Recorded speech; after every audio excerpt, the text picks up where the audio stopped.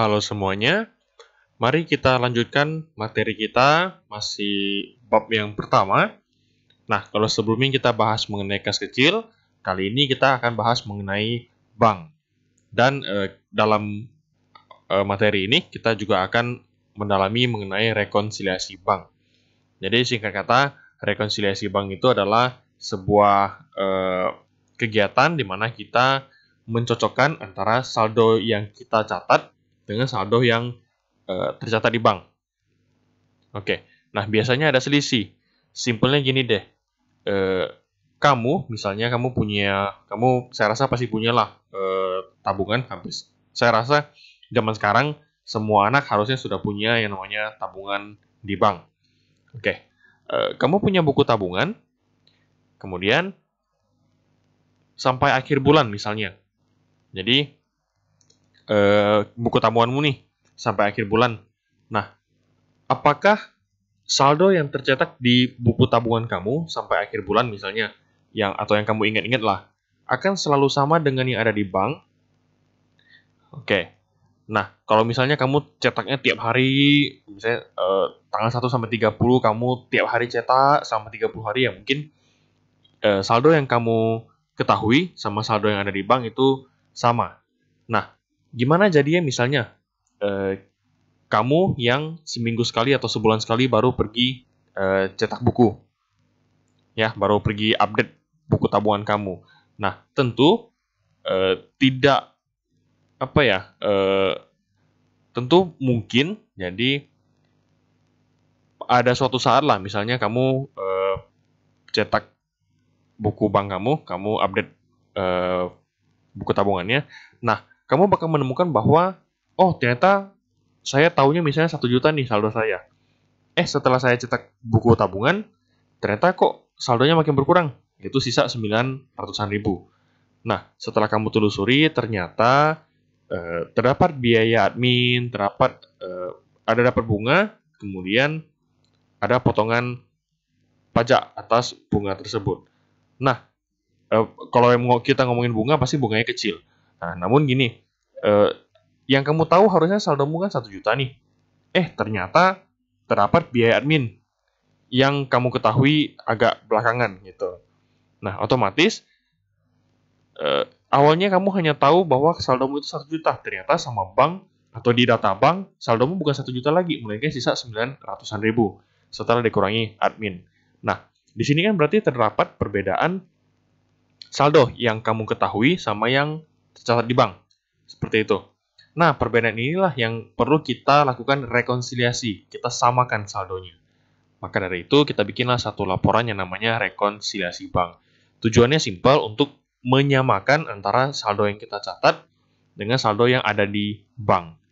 Kayak gitu. Nah, perbedaannya biasanya karena apa? Nah, nanti kita akan pelajari kenapa saldo-saldo tersebut bisa berbeda. Simpelnya ya, kalau kayak tadi kan berarti hanya masalah perbedaan waktu aja. Oke, sampai akhir bulan kamu taunya, saya kemarin setor 1 juta. Harusnya sampai akhir bulan masih 1 juta dong. Oke, ternyata sama bank sampai akhir bulan itu ada potongan 25.000 misalnya untuk biaya adminnya. Berarti di sini aja kita udah tahu ada perbedaan waktu. Oke, kalau bank kan update, dia selalu misalnya hari ini ada setiap akhir bulan lah misalnya lah, harus dikurangi, semua rekening harus dikurangi dengan biaya admin. Nah, sedangkan kamu ngeceknya itu nggak tiap hari. Misalnya kamu baru tahu awal bulan depannya. Berarti kan terdapat perbedaan waktu di sini.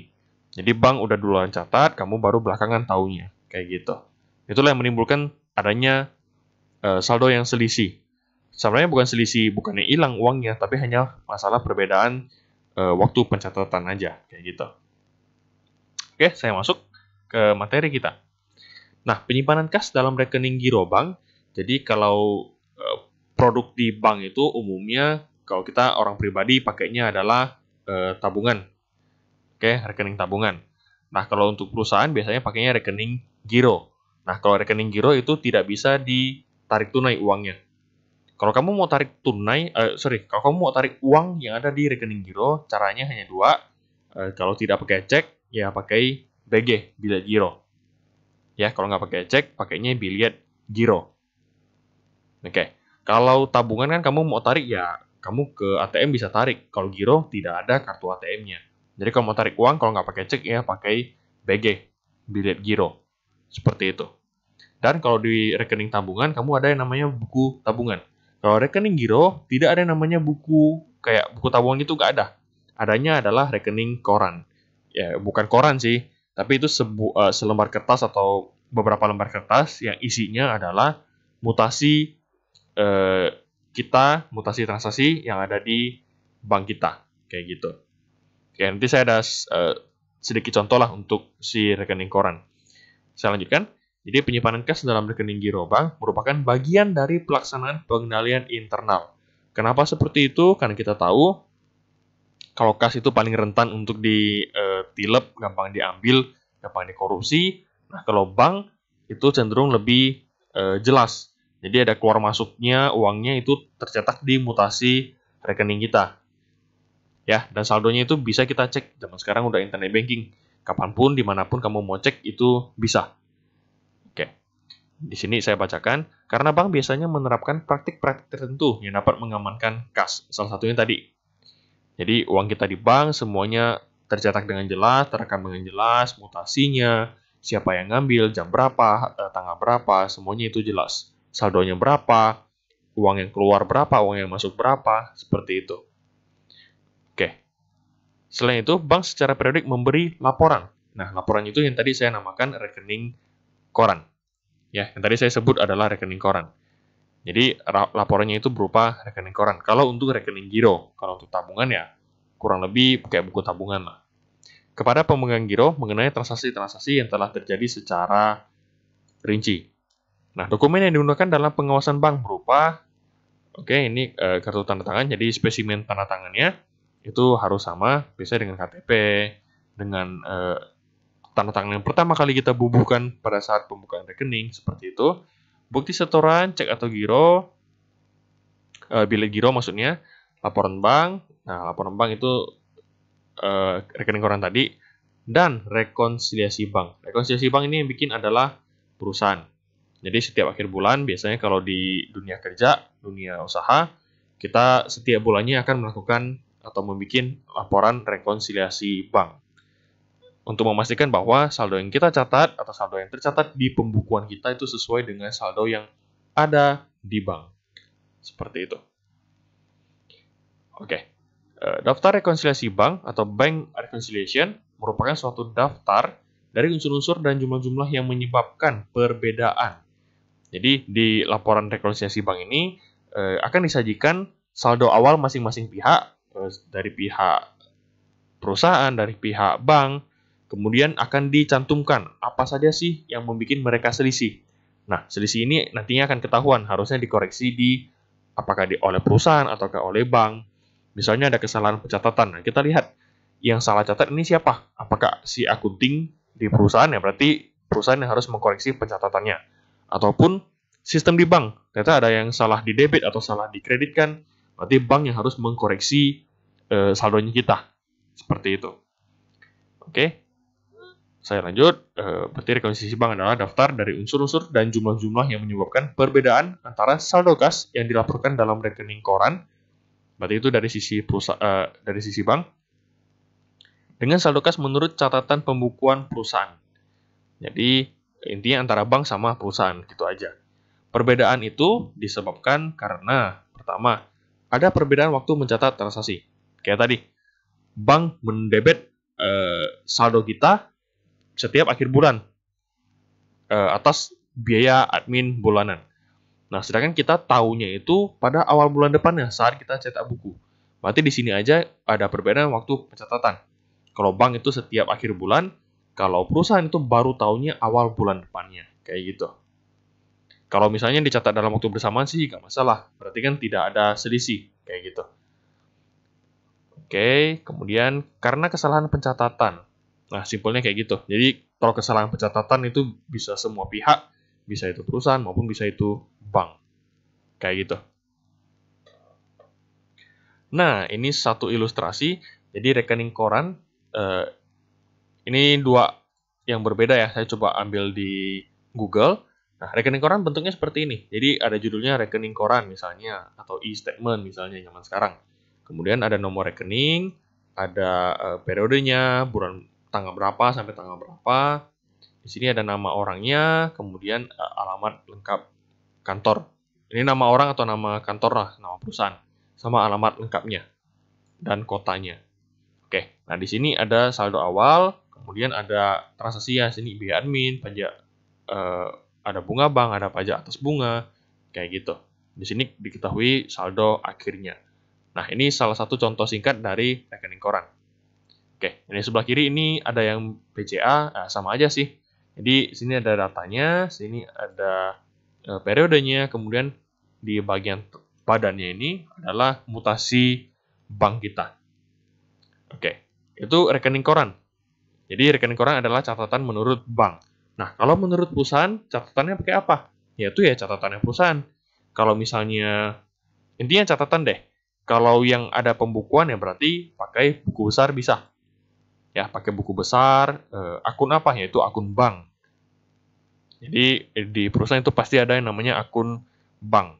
Jadi kas, bank, baru piutang, baru teman-temannya, kayak gitu. Jadi itu salah satunya bisa dilihat dari buku besar akun bank. Nah, kalau misalnya nggak selisih, berarti kalau nggak selisih, ya nggak perlu kita sesuaikan apapun. Nah, masalahnya, kalau terjadi selisih saldo antara perusahaan dengan bank, apa yang perlu kita lakukan? Saya hapus dulu, biar tidak terlalu ramai.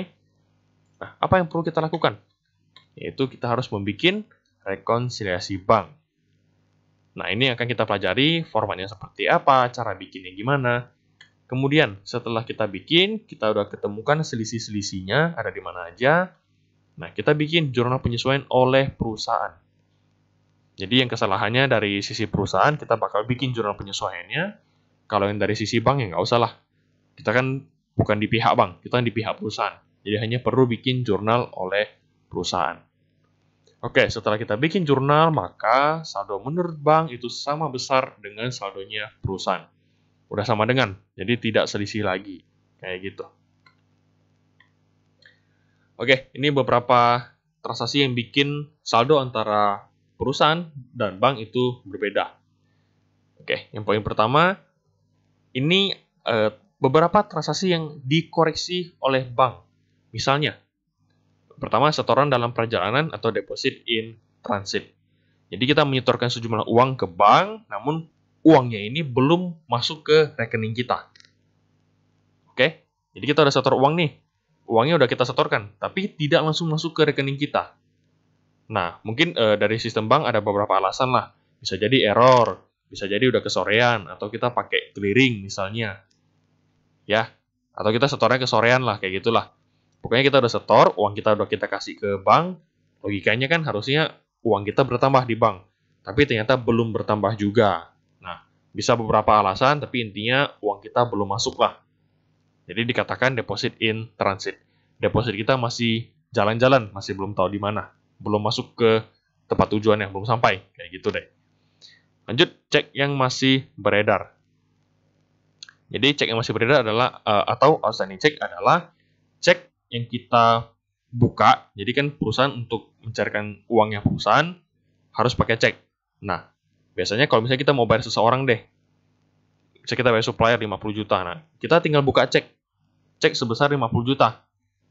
Oke, nanti kita kasih ke orang ini, nah anggapan kita adalah kita sudah bayar utang kita dengan cek. Oke, padahal pertanyaannya adalah, apakah cek itu langsung dibawa orangnya ke bank untuk dicairkan? Oke, jawabannya adalah belum tentu. Bisa aja orangnya pulang dulu, dia nagih piutang-piutang yang lain, besok-besoknya baru dia cairkan ke bank. Nah, jika seperti itu, berarti cek ini kan harusnya dari sisi perusahaan itu sudah dikurangi dari saldonya perusahaan. Dari sisi pencatatan perusahaan ya. Karena perusahaan sudah bayarkan cek tersebut senilai ya misalnya 50 juta. Berarti perusahaan sudah mencatat bahwa uang di banknya sudah berkurang sebesar 50 juta di sisi perusahaan. Oke, padahal kan ceknya belum dicairkan. Kayak gitu. Nah, jika terjadi seperti itu, maka itu dinamakan outstanding check. Jadi cek yang sudah kita tulis, sudah kita bayarkan, namun belum dicairkan sama si penerima. Maka jika terjadi seperti itu, yang harus koreksi yang harus dilakukan adalah di sisi bank. Oke.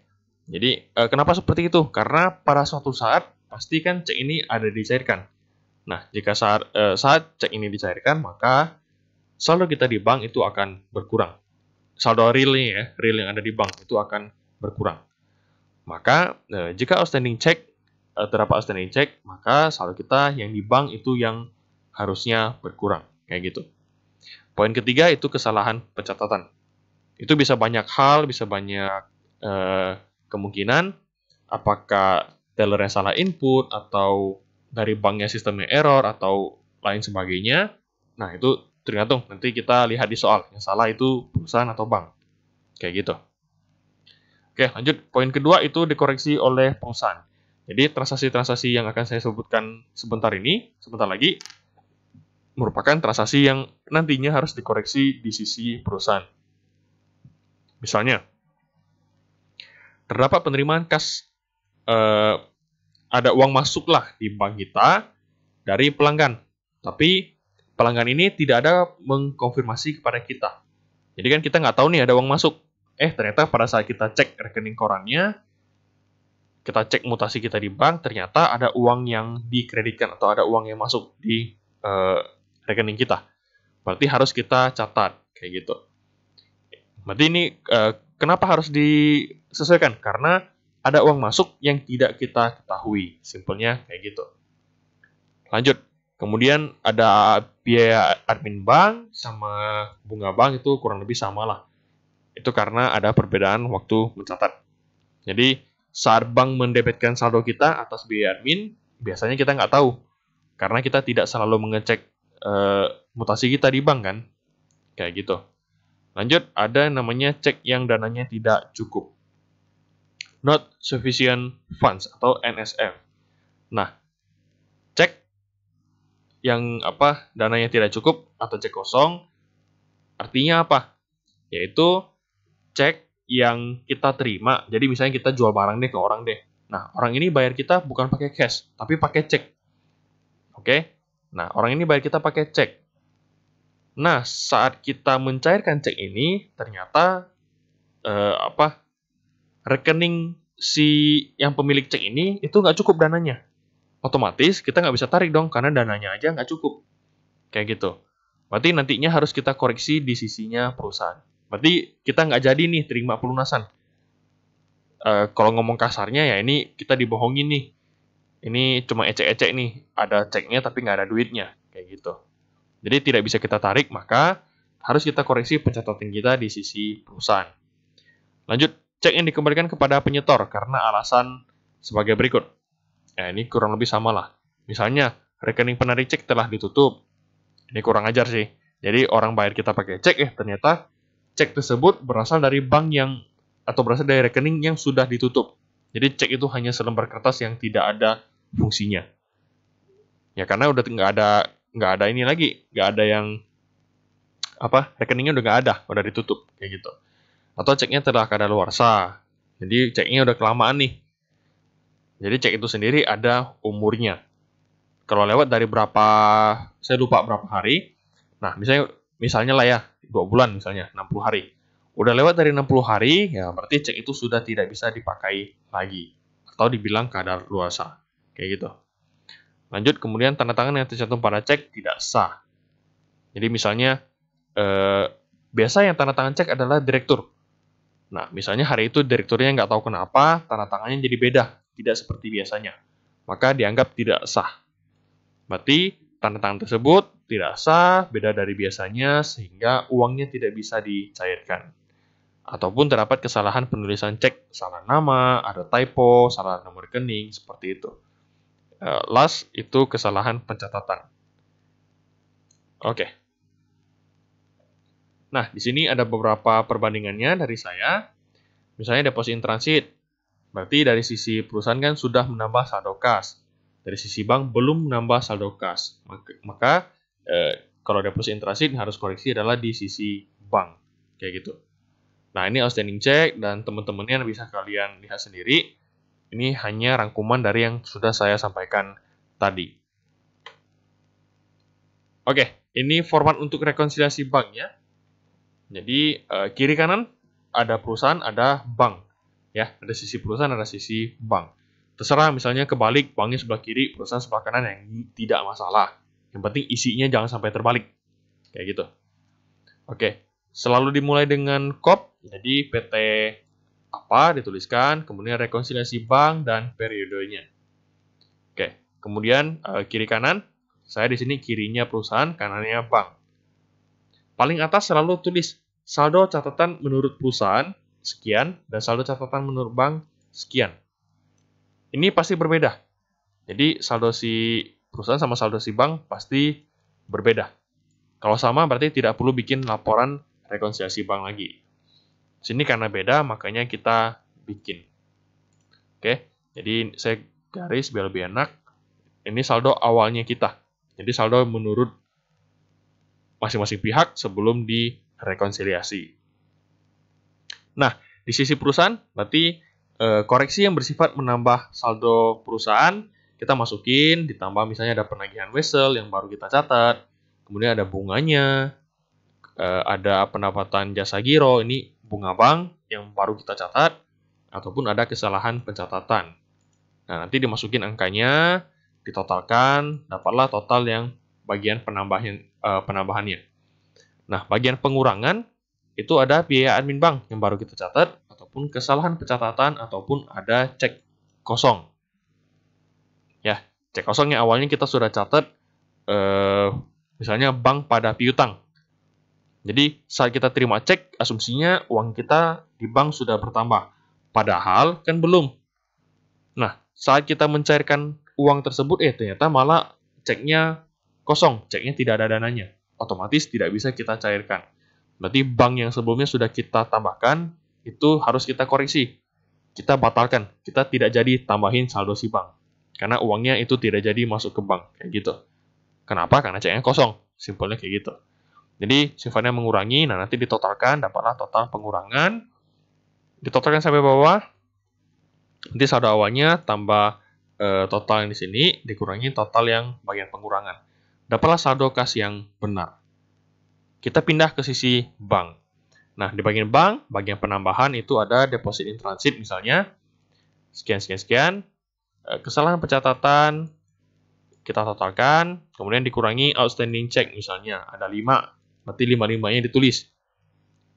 Oke, berarti ditotalkan itulah bagian pengurangan. Nah, saldo bank, tambahkan dengan bagian penambah, kurangi dengan bagian pengurangan, dapatlah saldo kas yang benar. Oke, kedua saldo ini, saldo akhir yang benar ini, antara bank sama perusahaan itu harus sama. Ya, harus sama. Kalau beda berarti salah. Oke, setelah kalian bikin rekonsiliasi bank ini, maka tugas berikutnya adalah kita bikin jurnal penyesuaiannya. Untuk menyesuaikan semua saldo yang bikin kita selisih. Namun, yang perlu kita bikin jurnal penyesuaian hanya di sisi perusahaan. Jadi, hanya di sisi perusahaan, berarti yang perlu kita bikin penyesuaian adalah transaksi yang ada di sini nih. Ya, yang saya lingkar ini. Hanya di sisi perusahaan. Sisi bank kita biarkan aja. Itu urusannya si bank. Kayak gitu. Baik, jadi video penyampaian untuk materinya sampai di sini. Nah, saya lanjut di video berikutnya untuk pembahasan contoh soal. Oke, jadi jika ada materi yang kurang dimengerti, nanti silakan ditanyakan. Kita lanjut di pembahasan contoh soal pada video berikutnya. Terima kasih.